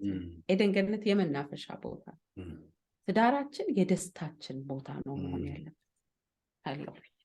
የውይይት መድረክ አይደለም፣ የዲስከሽን ፎረም አይደለም፣ የዙም ሚቲንግ አይደለም፣ የደስታ ቦታ ነው ትዳር። ለዚህ ነው በልጅነት ሚስት ደስ ይበል ይላል እግዚአብሔር። ደስታ የተከለከለበት ቦታ አይደለም፣ የሳቅ ቦታ ነው። ኤደን ገነት መናፈሻ ነው። መናፈሻ ውስጥ ደግሞ ሰው ሪላክስ ያደርጋል። አንድ ትልቅ የእግዚአብሔር አገልጋዮች የሆኑ ባልና ሚስቶች ሰኞ ሰኞ ቤታችን ላይ የሚለጠፍ እንትን አለ አሉ ምልክት። ይሄ እንደ ክፉ ውሻ ተጠንቀቁ እንደምንለጥፈው አይነት ቤታቸው ላይ ተጠንቀቁ። ባልና ሚስቱ በኤደን ገነታቸው ላይ እየተዝናኑ ስለሆነ ማየት የማይገባዎትን ሊያዩ ስለሚችሉ ጥንቃቄ ያድርጉ ብሎ ይለጥፋሉ ባልና ሚስቶች። ምናልባት ራቁታቸውን ሆኖ ሪላክስ የሚያደርጉበት ቦታ ይሆናል። ስለዚህ ቤታችንን በተመለከተ የእግዚአብሔር ሐሳብ የደስታ ቦታ፣ የሳቅ ቦታ። አሜን፣ ጌታ ይባረክ። እኔ በጣም የሚያስቀኝ ጆክ የፓስተር ብርሃኑ እሱ ደግሞ ሜርሲ እንደዚህ ብላ ትስቃለች ብሎ አስቦ ቀልድ ይዞልኝ ይመጣል። ኤደን ገነታችን የመሳቂያ ቦታ ነው። ከዛ ሊጣሉ ነው ብለው ዙሪያችንን የሚዞሩ መናፍስቶች ይመጣሉ። የእናንተ ቤት የዲፕሬሽን ፈውስ ያለበት ቤት ይሁን። ብዙ ሰዎች ከትዳራቸው የተነሳ ዲፕረስድ ሆነዋል። ሀዘንተኛ መንፈስ የተነሳ አጥንታቸው ደርቆ በሽተኞች ሆነዋል። ብዙ ባሎች ፈገግታ የራቃቸው፣ ወይኔ ድሮ እኮ ሳቀ በጣም የምትስቅ ሰው ነበር። ከዛ ያገባበትን አመት ነው ከሳቁ ስንት አመት ሆነኝ ብሎ የሚቆጥረው። ምህረት የእናንተ ኤደን ገነት እንዲህ መሆን የለበትም። ለምሳሌ 10 ዓመት ትዳር ያለው ወይኔ ድሮ በጣም ሳቂታን ከሳኩ 10 ዓመት ይላል። የሚቆጥረው ራሱ የትዳሩን አመት ነው። ትዳራችን የፌሽታ የደስታ፣ እሱ ደግሞ እኛ የምንሰራበት ቦታ ነው። ባይዘው የድል ጉዳይ አይደለም። ደስተኛ ትዳር የስራ ውጤት ነው። ጌታ ይባርክ። ለደስታ የሚሆንን ነገር በመስራት የምናወጣበት ቦታ። ታዲያ እግዚአብሔር ትዳርን ለብቸኝነት መልስ እንዲሆን፣ የደስታ ቦታ እንዲሆን፣ ለእርዳታ ቦታ እንዲሆን፣ ፍላጎት ባለ ጊዜ የምንረካበት ቦታ እንዲሆን አድርጎ ፈጥሮት ለምን ችግር ሜሪጅ ላይ ችግር መጣ? ዋይ ለምን ተፈጠረ? የመጀመሪያው ነገር ፈጠን ብዬ ላቆም ልቀጥል። የመጀመሪያው ነገር ማሰብ ያለብን ነገር ሶስተኛ ወገን ጣልቃ ሲገባ ነው። የመጀመሪያው ትዳር ላይ ያው እንግዲህ ሪፈራላችን እግዚአብሔር የመሰረተው የመጀመሪያው ትዳር ነው። የት ነው ይሰራላቸው ብላችሁ ስታዩ በኤደን ገነት ነው። ኤደን ገነት ምንድነው? የአትክልት ቦታ ነው። የአትክልት ቦታ ከኮተኮታችሁት መናፈሻ ነው። ከተዋችሁት ጫካ ነው። ጫካ ውስጥ አውሬ ይኖራል። የአትክልት ቦታ ውስጥ ግን እንትን ነው የሚኖረው፣ ቢራቢሩ የሚያማምር ነገሮች ነው የሚኖሩት። ስለዚህ ሰዎችም መጥተው ፎቶ ሊነሱበት የሚፈልጉት ቦታ ትዳር ኤደን ገነት የሚመስለው ነው። ሰሞኑን አንድ እግዚአብሔርን ሰው አግኝተን ነበርና we didn't do anything, we just have lunch አብረን እኔና አብረሽን ስቅ ነበረ። he's my best friend.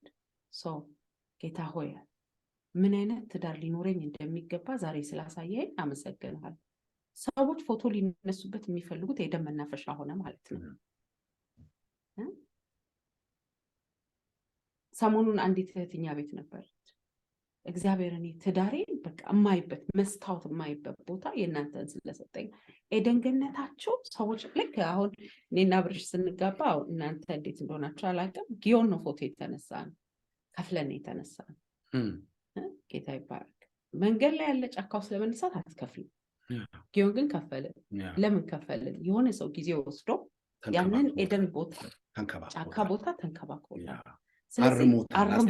አረም ነቅሎለታል። መገረዝ ያለበትን ገርዞታል። ቅርጽ አስይዞታል። አዲስ ነገር አምጥቶ ተክሎበታል። የተለያዩ ውበቶች አሉ። በየቀኑ ደግሞ ያጠጣዋል። ግሪን ነው፣ አይደርቅ። በኢየሱስ ስም ትዳራችሁ አይደርቅ። አሜን። አሪፍ ገበሬ ሆናችሁ ጊዜ እየለመለማችሁበት የምትኖሩበት ትዳር ጌታ ይባረክ። ሁል ጊዜ አይገርምም? by the way this is very spiritual። በመንፈሳዊ ህይወታችሁ ስትደክሙ እንከን ይታያችኋል። በመንፈሳዊ ህይወታችሁ ደግሞ እየበረታችሁ ስትመጡ ውበት ይታያል፣ ኳሊቲ ይታያችኋል። ስለዚህ ስፒሪቹዋሊ ቤታችን ማደግ መቻል አለበት። ጌታ ይባረክ። እኔ ሞር ጸልዬ ስነሳ ሞር ባሌን ወደዋለሁ፣ ሞር ሀግ ሰጠዋለሁ፣ ሞር ሲያልፍ አፕሪሺየት አደርገዋለሁ። መንፈሳዊ ህይወታችን ሲቀርጽ ግን ስተቱ የደፋው ውሃ፣ ያላነሳው ካልሲ፣ ያላጠበው ሲንክ ላይ ያልመለሰው ሳህን ነው የሚታየን። በጣም ስፒሪቹዋሊቲ በጣም ኢምፖርታንት ነው። ብቻ ወደ ሌላ ነገር መሀል ገብቼ ተናግሬ ነው እና ሶስተኛ ወገን ጣልቃ መግባት ችግር ነው። ኤደን ገነት ላይ በነበሩ ጊዜ እግዚአብሔር አትብላ ካላችሁ የዛፍ ፍሬ በላችሁ ብሎ እግዚአብሔር መጥቶ የጠየቃቸው ማናት ሔዋንን ቁጭ አድርጎ አውርቷት ኢንፎርሜሽን ተቀብሏት አስቷት አብልቷት ለባሏም እንድትሰጠው አድርጎ ስተት እንዲሰራ እዛ ቤት ያደረገው የሶስተኛ ወገን ጣልቃ መግባት ነው። በዛ ጊዜ የገባው ሶስተኛ ወገን እባብ ነበረ። አሁን ትዳራችንን ከሚመታብን መጥፎ አስቀያሚ ነገር የምናስገባው ሶስተኛ ወገን ነው። ይሄ ከእግዚአብሔር በስተቀር ሶስተኛ ወገን ሆኖ እኛ ቤት የሚገባ ሊኖር አይገባም። እባቡ ከመምጣቱ በፊት እግዚአብሔር ማታ ማታ ቤታቸውን ይጎበኝ ነበር። ችግር መጥቶ አያውቅም። እሱ በነበረበት ዘመን ሁሉ ሶስተኛ ወገን አይደለም ጥፋት። እግዚአብሔር አጣምሮ ወገን ሆኖ የቤቱ ራስ ሆኖ አብሯቸው እየኖረ ድምፅ ነበር በመካከላቸው እየመጣ የሚጎበኛቸው ነው።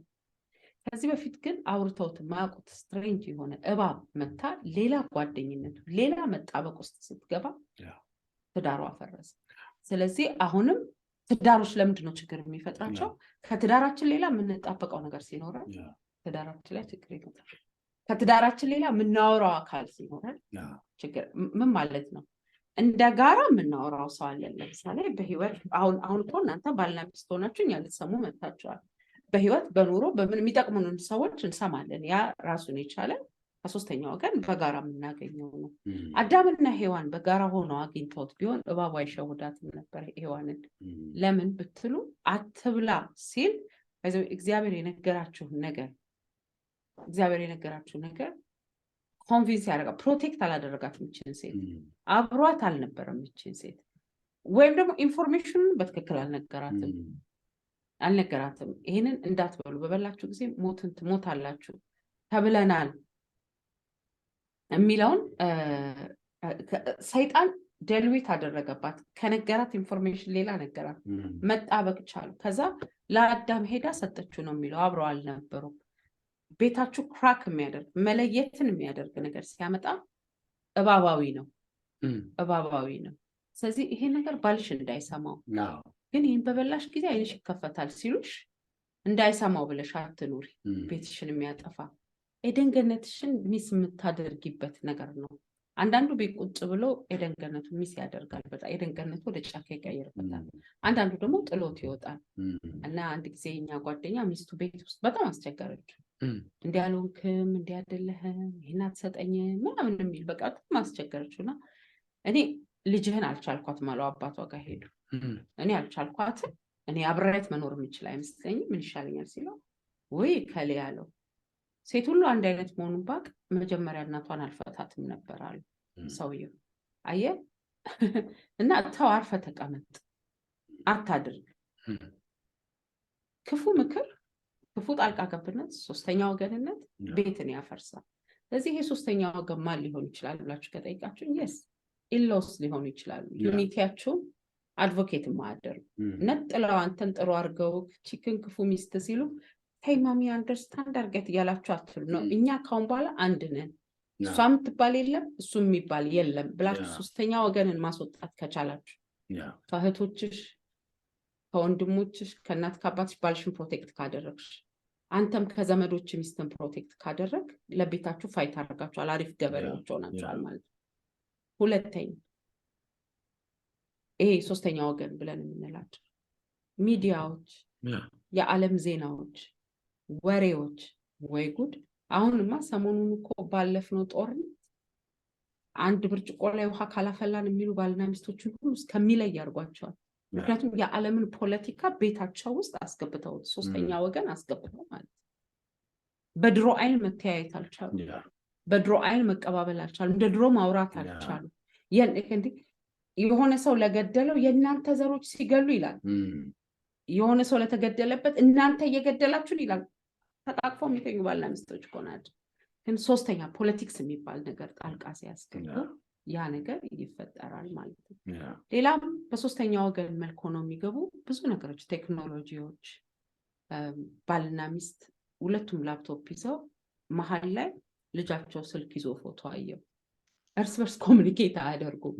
ባሉም ላፕቶፑ ላይ ነው፣ ሚስትም ላፕቶፓ ላይ ናት። ልጁ መሀል ላይ ተኝቷል፣ እሱም ራሱ ስልኩ ላይ ነው። ከሌላው ዓለም ጋር ኮኔክት እያደረግን እርስ በርስ ኮሚኒኬት ካላደረግን ሁል ጊዜ ኮሚኒኬሽንን የማንጠብቀውን ነገር ሉዝ እናደርገዋለን። ኮሚኒኬሽናችንን ካልጠበቅነው ሉዝ እናደርገዋለን። አንዱ የደከመው ቀን ለምሳሌ ሁሌ ፈላጊ ስትሆኑ እናንተ ሲደክማችሁ የህብረት ይቆማል ማለት ነው። ግን አንድ ላይ ከሆነ ግን የህብረት ያደርጋል። ስለዚህ ሶስተኛ ወገንን ከእነ አዳምና ለእነ ሔዋን ይሄ ሲሆን፣ ለእኛ ግን ስራችን፣ ጓደኞቻችን፣ የምንሰማው ዜና፣ ዘመዶቻችን ግን እግዚአብሔርንና የእግዚአብሔር ነገርን ስናስገባው ግን ሶስተኛ ወገን አይሆንብንም። ምክንያቱም እግዚአብሔር አብሯቸው ኖሮ ችግር ተፈጥሮ አያውቅም። ሁል ጊዜ ሶስተኛ ወገን እኛ ጋር ሲመጣ የሚሆኑ ነገሮች ኃጢአተኛ ስሜት ይፈጠራል። አይተህ የማታየውን ራቁትነትን ታያለህ። ትልልቁ ችግር እሱ ነው። የሆነ ሰው መጥቶ አይንሽን ይከፍተዋል። አንቺ ደስ ብሎሽ በደህና እየኖርሽ ጮክ ብሎ የሚያወራው ባለሽ አንድ ጓደኛሽ መጣ እንዴ በኢየሱስ በዚህ ዘመን የሚጮህብሻል እንዴ ስትልሽ ለማይሆን ነገር አይንሽን ትከፍታለች። እየጮህብኝ አይደለም እሱ ጮክ ብሎ ነው የሚያወራው ብለሽ ካልሻት ግን ያንን መንፈስ ትመጪዋለሽ ማለት ነው። ሌላው ይሄ ሶስተኛ ወገን ኢንተርቴን ሲያደርጉ የሆነባቸው ነገር የኃጢአተኝነት ስሜት፣ የራቆትነት ስሜት ብቻ ሳይሆን የነበራቸው ከእግዚአብሔር ጋር የነበራቸው ህብረት ተቋረጠ። ሁል ጊዜ ሶስተኛ ወገን ኢንተርቴን ስናደርግ እግዚአብሔርን ነው የምናጣው። የመጀመሪያው ነገር እግዚአብሔርን ካጣነው ደግሞ የቤታችን ሳቅ፣ የቤታችን ህብረት፣ ክሬቲቪቲያችን ዲፔንድ ያደረገው ከእግዚአብሔር ጋር ነው። አለበለዚያ እግዚአብሔር ከሌለ ኑሯችን እሾህና አሜኬላ ነው የሚያበቅልብን፣ ልፋት ውስጥ ነው የምንገባው። ስለዚህ ሶስተኛ ወገንን በጣም የሚያሳዝነው አጥንቷ ከአጥንቴ ስጋዋ ከስጋዬ ብሎ ሳያስለፈልፈው የለፈለፈ ሰው አንቺን አግብቼ በኖርኩኝ እንደው አንድ ቀን እንደው አንድ ሳምንት እግዚአብሔር አኑሮ ቢወስደኝ እያለ ያገባ ሰውዬ እግዚአብሔር ጋር ሲመጣ ግን እቺ የሰጠኝ ሴትዮ ማለት ጀመረ። ስም ራሱ ተቀየረ። ሴትዮዋ ምናምን ሔዋን ትባል ሲለኝ ሔዋንዬ ናት እንዲያደርገች እንኳን አላለም። ሴትዮ የሰጠኝ ሴትዮ አመፀኝነት ተወለደ። እግዚአብሔር ላይ ማመፅ ጀመሩ። ኃጢአት መስራት ጀመሩ። ሰይጣን በሰው ልጆች ላይ የበላይነት አገኘ። ሶስተኛ ወገን ኢንተርቴን ስታደርጉ ሰይጣን በእናንተ ቤት ላይ የበላይነት ያገኛል። እሱን ግን ኢንተርቴን ካላደረግን እግዚአብሔር የበላይ ሆኖ ይቀጥላል ማለት ነው። እግዚአብሔር የተመሰገነ ይሁን። ፍርሃት ቢሆን፣ ራቁትነት ቢሆን፣ መሸሸግ ቢሆን፣ ከኤደን ገነት መባረር ቢሆን የተወለደው ሶስተኛ ወገንን ኢንተርቴን ከማድረግ የተነሳ ነው። ችግር የሚፈጠርባቸው ሌላው ነገሮች እነዚህ መተው፣ መጣበቅ፣ አንድ ስጋ መሆን የሚለውን ፕሪንስፕል በትክክል ካለማድረግ የተነሳ ነው። አንዳንድ ሰዎች ትዳራቸውን አንድ ስጋ ከመሆን ይጀምሩት፣ አብረው ይተኛሉ፣ ታረግዛለች፣ ምን ማድረግ እንችላለን እንጋባ ብለው ይመጣሉ። ፓተርኑን ስታበላሹት፣ ቅደም ተከተሉን ስታበላሹት፣ ስታዘበራርቁት ሜሬጅ ላይ ችግር ይመጣል። ታዲያ እኔ ያላወቅኩም ፓስተርዬ፣ እኛ ራሳችን ወደ ቸርች የመጣ ነው አብረን ከተኛን ልጅ ከወለድን በኋላ ለመጣበቅ ከታደልን በኋላ ጌታን ተቀብለን ነው አሁን የመጣ ነው፣ ምን እናርግ ካላችሁ ሂዱና ፓስተራችሁ ጋር ቃል ኪዳን ነበረን፣ ጌታን በድለናል፣ ዝም ብለን ነው አብረን መኖር የጀመርነው የነበረው ጌታን ስለማናውቅ ስለነበረ የምታውቁም የነበራችሁ በድፍረት ኃጢአት ውስጥ ገብተን ነው እንደዚህ ያደረግነው፣ ፕሊስ ንስሐ መግባት እንፈልጋለን ብላችሁ ሄዳችሁ ፓስተራችሁ ቢሮ፣ ጉባኤ ላይ ያስፈልጋችሁ ፓስተራችሁ ቢሮ ሄዳችሁ ንስሐ ገቡ። ፓስተሮቻችሁ እዛ ቢሮ ውስጥ ቃል ኪዳን ያስገቧችሁ። ፓተርኑን መገልበጥና ማስተካከል ይቻላል ማለት ነው። እግዚአብሔር የተባረከ ይሁን። ከዚህ በላይ ሰዓቱን እኔ መያዝ የለብኝም። ለፓስተር ብርሃን ሰጣለሁ። እሺ፣ እግዚአብሔር የተባረከ ይሁን። እርግጠኛ ነኝ ተቀርቷል ይሄ መልእክት ብዬ አስባለሁ። የመዓት ፕሪንሲፕሎች ናቸው የወረዱት። ያለን ሰዓት 20 ደቂቃ ብቻ ነው። ያለን ሰዓት 20 ደቂቃ ብቻ ነው፣ ምክንያቱም 5 ላይ መጨረስ ስላለብን። እግዚአብሔር አምላክ ይባርካችሁ። በጣም እኔ ራሴ ማስታወሻ እያያዝኩ ነበረ፣ እየተማርኩ ነበረ። ኢንቪዚብል ገስት ሆኖ እግዚአብሔር አለ አለች። ሳይለንት ሆኖ እግዚአብሔር አለ። የምንናገረውን የምናደርገውን ነገር ሁሉ የሚያይ እግዚአብሔር አለ። ስለዚህ የሚያይ እግዚአብሔር ካለ ትልቅ ነገር ነው። እርዳታ ደግሞ ነው የተጋባ ነው። አንዱ አንዱን ለመርዳት ነው። በድካም ጊዜ እርዳታ አለ። ስለዚህ አሁን አንዳንዶቻችሁ እንዲያደርጋል ብለን እንዲህ ታደርጋለች ብለን የፈረድነው ካለ ጋብቻ ለመረዳዳት ነው። ሰው ብቻውን ይሆን ዘንድ መልካም አይደለም። የሚመቸውን ምን እረዳት። ስለዚህ እኔ ሜርሲ እንደዚህ አታደርግም ብላ ከምትፈርድብኝ ይልቅ ልትረዳኝ ነው ያለችው። ክብር ለእግዚአብሔር። ድሮ ውሃ ስኒስ ታስታውሳላችሁ? በጀሪካን ቅዱ ተብለን ቦሌ ያደገ ሰው ብቻ ነው እንደ ያለው እዚህ ውስጥ በጀሪካን ውሃ እንቀዳለን።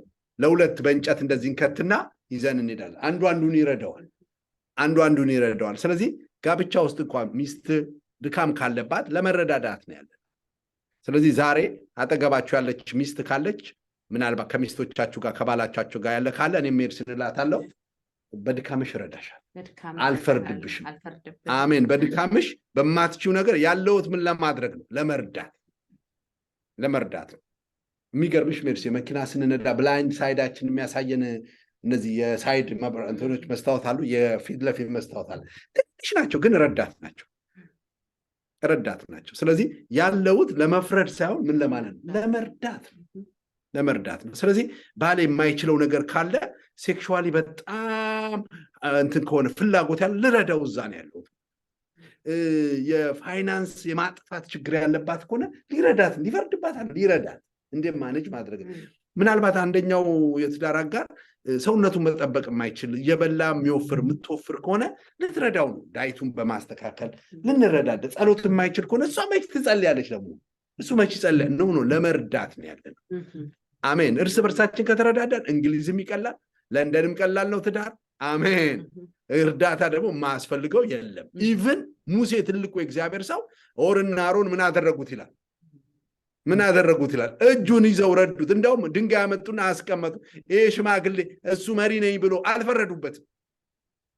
ባህር የከፈለው ሰውዬ ደከማ አላሉ። ድንጋይ ያመጡ አስቀመጡት፣ እጁን አነሳ ይላል።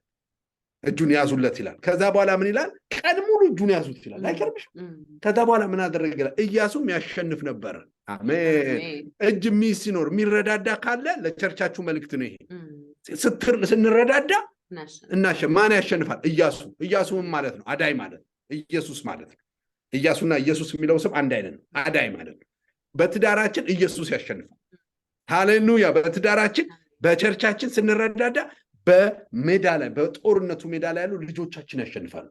ስለዚህ ሜርሲንን ስትይዘኝ እኔ ሜርሲን ሲይዛት ኮሌጅ ያሉ ሁለት ልጆቻችን ያሸንፋሉ። ቤት ያሉ ልጆቻችን ያሸንፋሉ።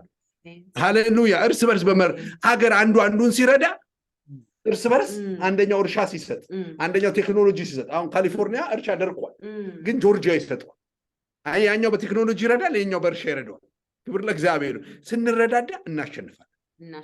ሙሴ እጆቹን ያዙት ይላል። ስለዚህ ያለሽው ዛሬ እስቲ ጎናችሁ ያለውን ዛሬ ባካችሁን ባካ ወይ የሌለሽ ካለች የሌለ ካለ እንኳን ቴክስት አድርጉልን። በፈረድኩብህ ይቅር በለኝ፣ በተናገርኩ ይቅር በለኝ። አይችልም እንዴ መች ነው አንተ እንዴ ያለሽው ለመርዳት ነው። እንዲያውም አውቆ እግዚአብሔር እኔ ማልችለውን እኮ ስለምትችል ነው የመጣሽ።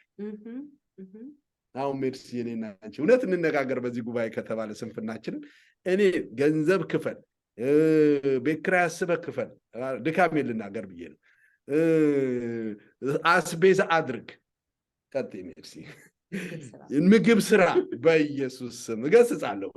እኔ ሽንኩርት ስንት እንደሆነ አላውቅም። ባንክ ቡካውን ዛሬ ስንት ብር እንዳለን አላውቅም። ለአንዳንዶቻችሁ አልችልም።